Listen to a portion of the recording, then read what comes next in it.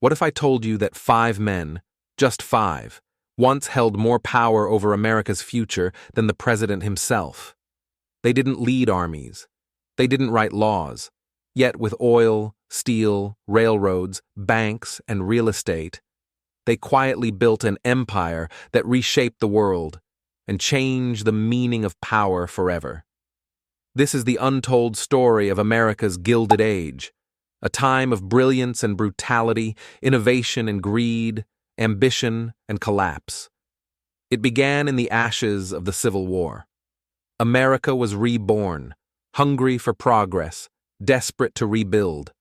Railroads stitched the nation together, oil lit its lamps, steel built its cities, and behind every mile of track, every barrel, every beam, stood a name: Rockefeller, Carnegie, Vanderbilt, Morgan, Astor.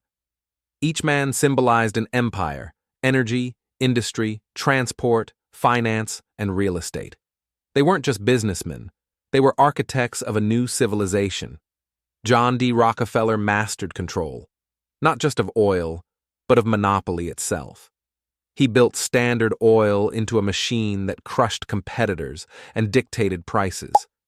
Andrew Carnegie took molten metal and turned it into the skeleton of modern America: skyscrapers, bridges, cities.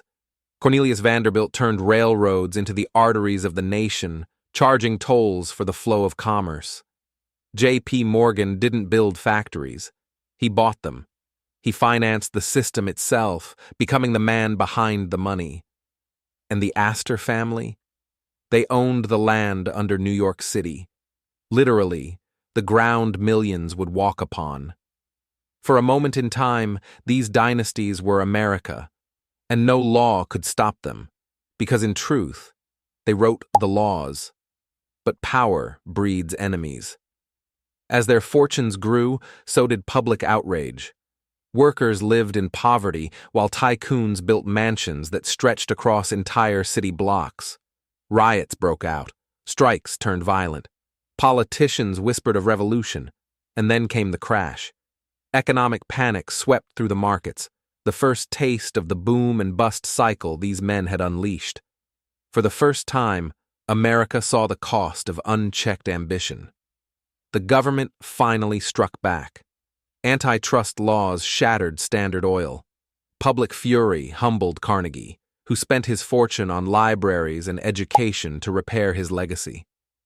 Morgan bailed out the U.S. Treasury, proving that one banker could rescue a nation or control it, and the age of dynasties slowly gave way to the age of corporations. But the question lingered: had America learned or merely evolved its greed? Fast forward a century. 5 new names dominate the world: not oil, but data; not steel, but code. Musk, Bezos, Gates, Zuckerberg, Cook.